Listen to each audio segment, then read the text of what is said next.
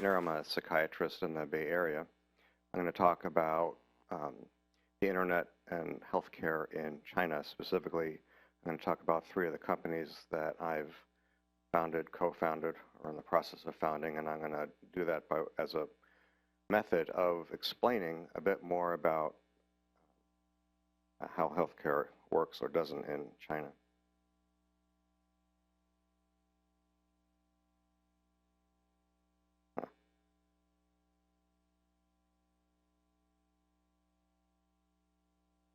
There we go. Okay.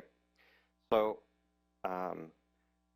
the numbers are rather amazing to me, even after the years I spent there. But for example, there are 150 million patients in China, 2 of which with depression, 2% of which, I'm sorry, have been treated adequately so far.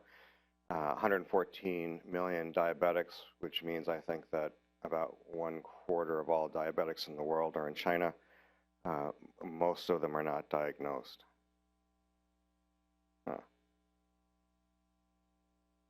The system there is overwhelmed. There are 3 classes of hospitals. I'll talk about them in a minute.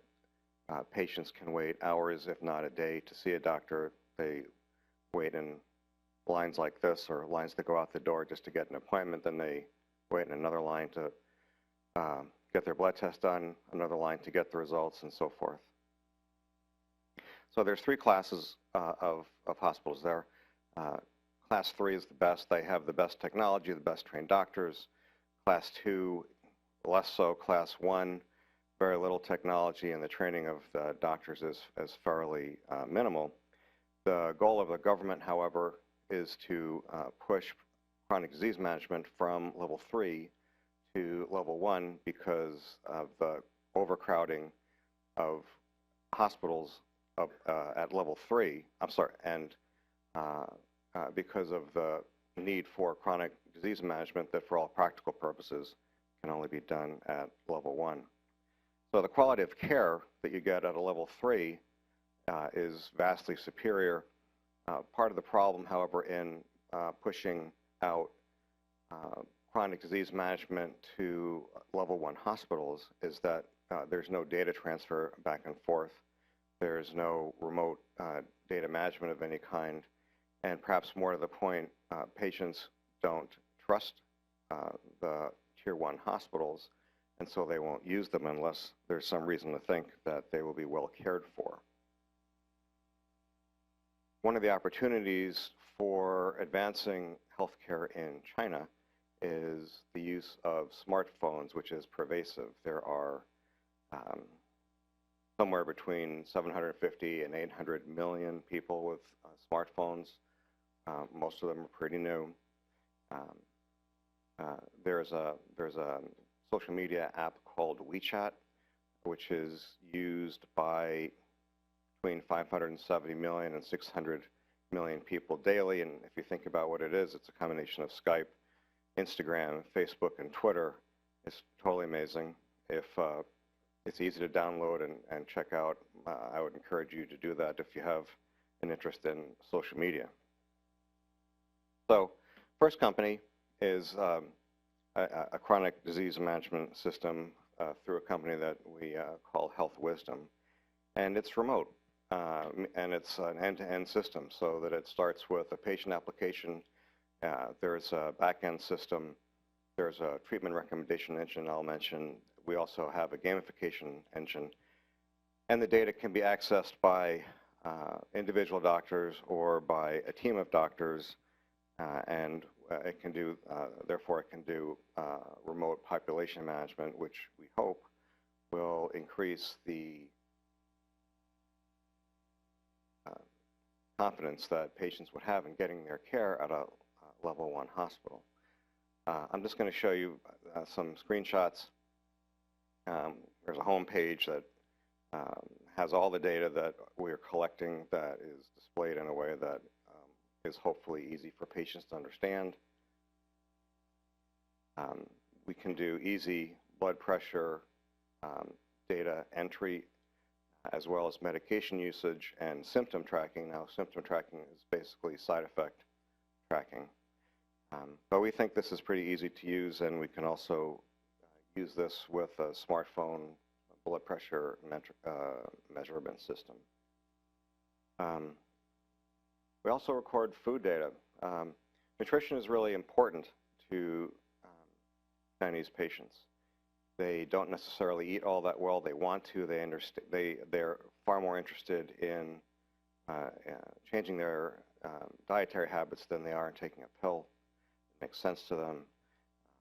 And so that we have an app to both record their their daily intake, which is hard to get patients to do, but we thought we've made it fairly easy. And for the English version, you can put in your croissant, your toast, your fried eggs, whatever it is that the Chinese equivalent. We also get Wechat data input. We thought this was pretty cool. The people with blood pressure, diabetes, and so forth, they're at an age where they're not exactly avid users of social media. Their kids are. Their kids actually get them on Wechat, but regardless, they're not necessarily handy at using a smartphone to input their data. We have this app that can be used actually by a family member to do the data input on behalf of an aging parent. And we also put in some gamification, and in particular, we have a 3-day streak. We give badges and so forth. We think that there should be group achievement badges, and partly the idea behind this is that we want to support an individual level 1 hospital, and if we can have a competition between various level 1 hospitals, then perhaps patients will identify with this hospital and compete on their behalf. In terms of the back end of the system here, it can be used to adjust a patient's blood pressure and medications in a number of ways. One is that it can be done manually. The doctor sees a number, and or the nurse and can send out a recommendation. The other way is that we can create rules for doing this that can be administered by perhaps someone with less skills than a level 3 hospital doctor might have. And we're looking into how we can do machine learning so that we can create algorithms that can potentially semi-automate this process. So that's the hypertension diabetes application. It's funded. There's code. We're looking for a place to do a pilot. And so if you know of a place in China, or better here, that would be great. This next company is a psychiatry company that was recently funded, but there's no code. And the idea behind this is that the 150 million patients with depression need some kind of treatment, and that by virtue of the fact that there's really no infrastructure to build on, including a relative lack of psychiatrists, that perhaps something, again, using a smartphone would be really helpful. So our idea was to come up with a multimedia, interactive, online CBT, cognitive behavioral therapy workbook that is guided by Chinese psychotherapists that we actually train. And the idea of being guided by a psychotherapist is that it's really difficult, in my experience, to get people to do a workbook without checking in with someone who can encourage, correct, and so forth. And so that the idea behind this is that it's a combination of software and an actual service. So CBT works as well as medication, antidepressants in mild to moderate cases of depression, not for severe depression, but there's been any number of trials that compare the use of CBT and medication, and they seem to do as well. And the basic notion of CBT is that it uses homework and feedback from therapists to look at misguided thinking as opposed to feelings or behavior per se, or dreams or childhood memories and so forth, and that this is a model that is not only proven to be useful, it's teachable, and it's something that is so structured that actually you can make software that does this. So what's stopping treatment? Stigma is a big part of it. I'll say a bit more about that in a minute.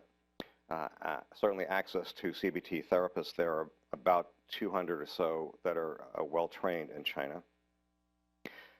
Yeah, that's the right number, 200. And it's expensive, and so few people can afford it. Our solution has three parts.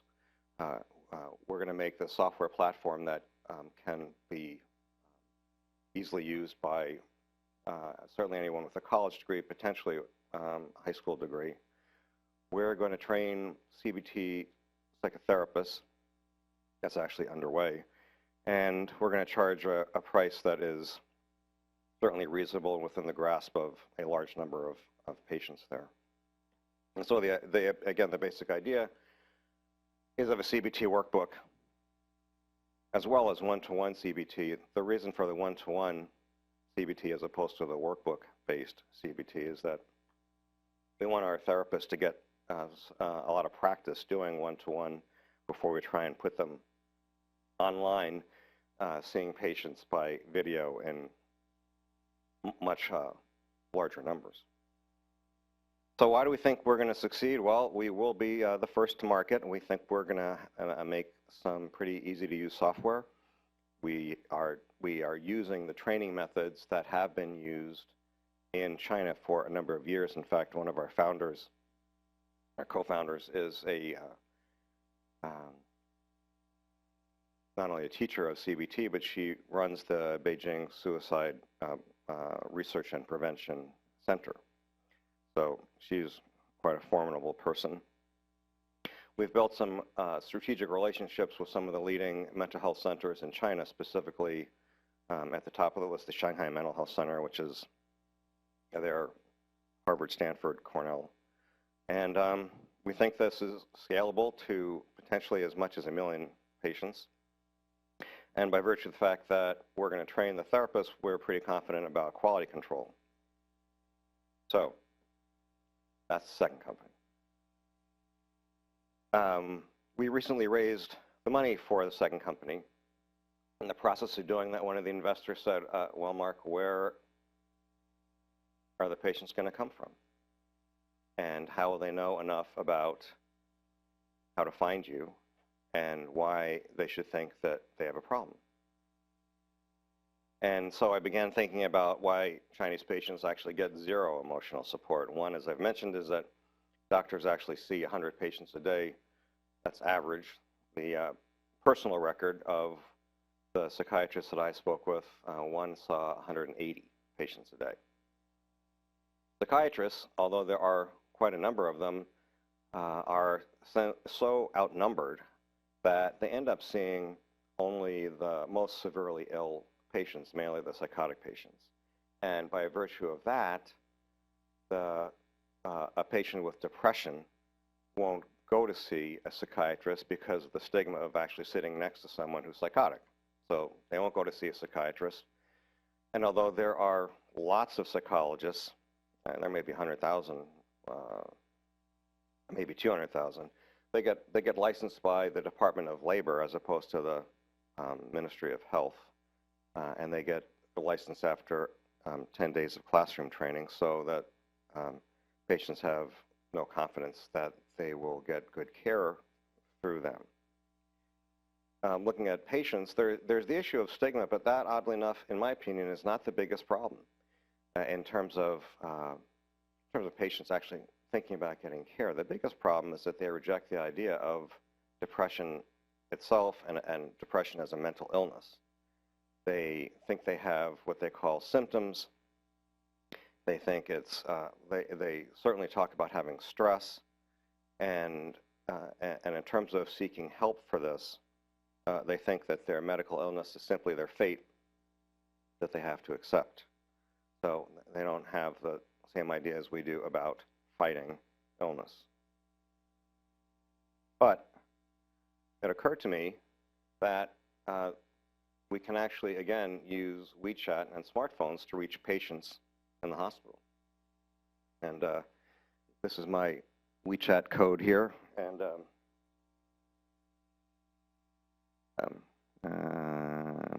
yeah, you can see my picture up there. That's actually my personal Wechat, and we're going to get a company one. But you can put a Wechat bar like this in a waiting room, and by virtue of the fact, again, that this comes with the approval of the hospital, and patients really don't have anything better to do with their time, they can get on Wechat and learn a lot about the psychological aspects of their disorder. So what we're going to do, if I can raise the money, is offer this for free as what's called a subscription. That's the kind of Wechat account that you can get. So a free subscription for patients, for their families, and so forth. We're also going to make videos of U.S. psychologists and psychiatrists for people that want to know more. We'll charge for that. Why U.S. psychologists and psychiatrists? They are well thought of by Chinese doctors, by Chinese patients, and so we're going to make tapes of U.S. mental health professionals talking about various aspects of psychological issues around cancer and heart disease and stroke and so forth. And if we get this far, we're going to call it emotional intelligence, which is a concept that I think will be pretty acceptable to average Chinese patients. So there you go. Questions? Yeah.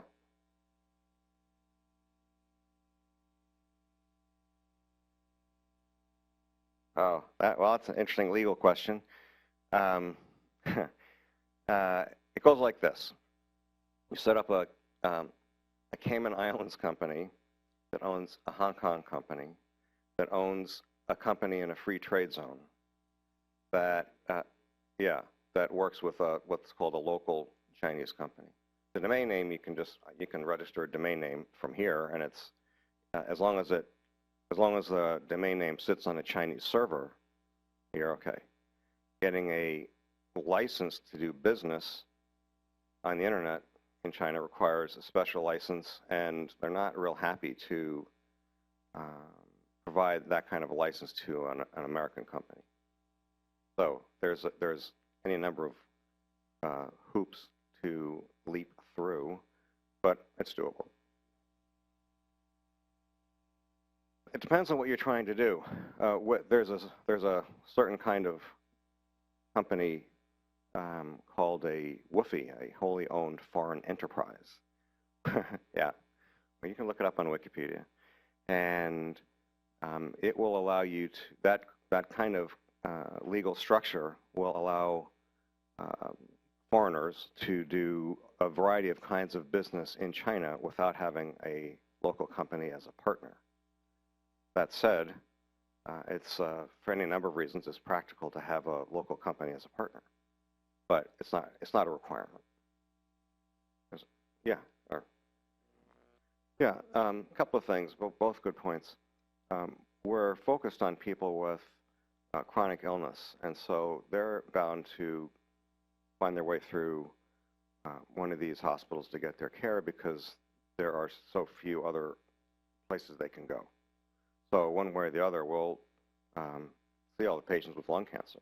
And that, in addition to that, we have actually relationships with the leading lung cancer doctor, the leading cardiologists, and so forth, and they're going to get the word out to their members, and they're going to put our QR code wherever it goes.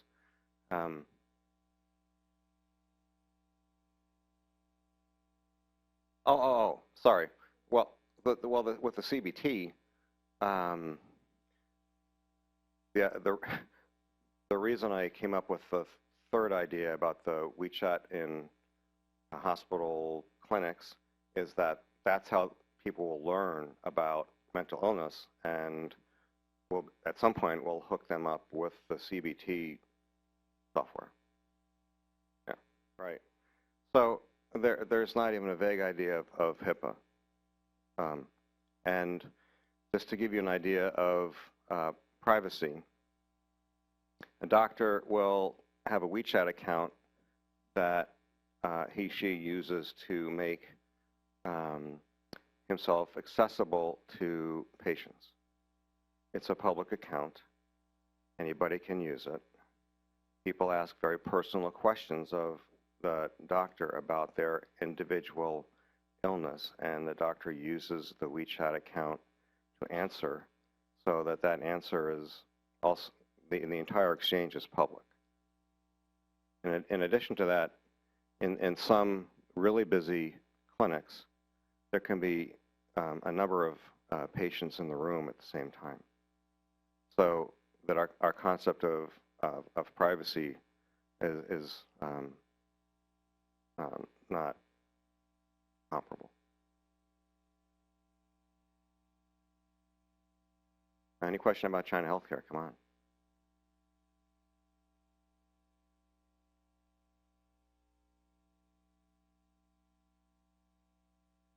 Sure. The economics are really amazing. Thank you. So there are a number, well, there are a number of private hospitals. Some are really poorly thought of and are kind of really gross efforts to take people's money.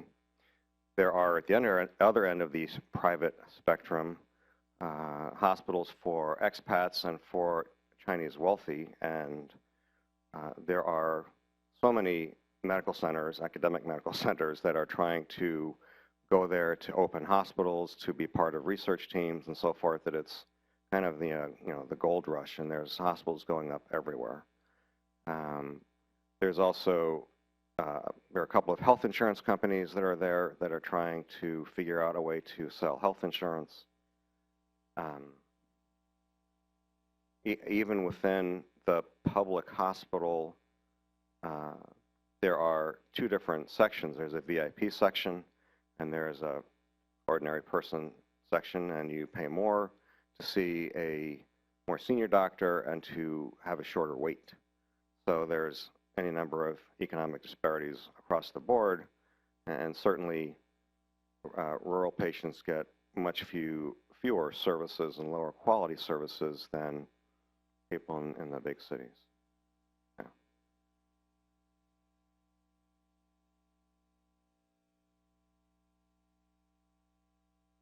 It's a huge problem, and I mean, so bad that it's something that the China Daily talks about. And health literacy, I'm not sure the exact numbers, what it is here. Let's say it's 85% or 90%, China 10%. There, when I write stuff for Chinese patients, I start with things like, you have two lungs, this is a trachea, this is what it does, this is how air gets exchanged, stuff like that. So when it comes down to helping educate patients, anything that can be done should be done, because there's so many opportunities to educate Chinese patients about some of the basics. I mean, I have friends who are diabetic. They didn't know what an A1C was, and they're smart. Yeah.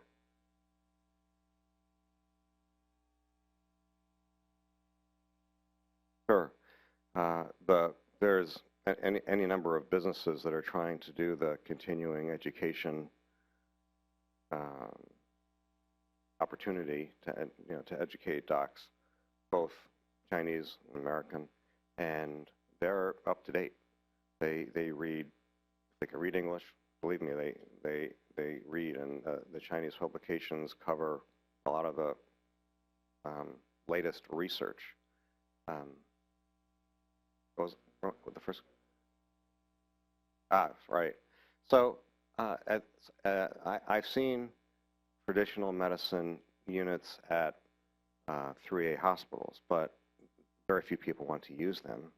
That said, because of the lack of care in so many places and the expense of treatment, which can be astounding, TCM is still widely used, and I expect it to coexist in China with Western medicine for a long time.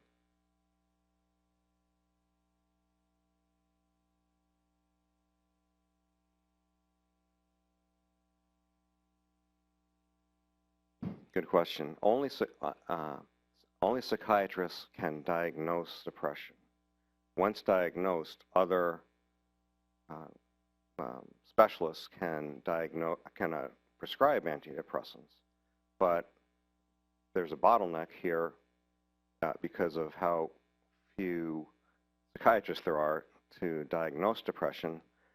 Part of the reason for that rule was as a part of protecting the civil liberties of patients who at times were hospitalized without proper diagnosis.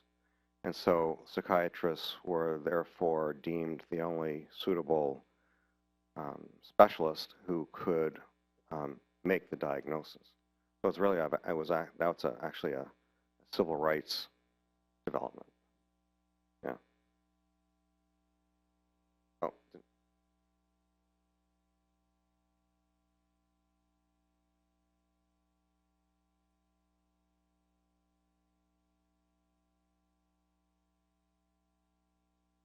Both. I mean, healthcare is a very high priority, and a lot of money is being spent.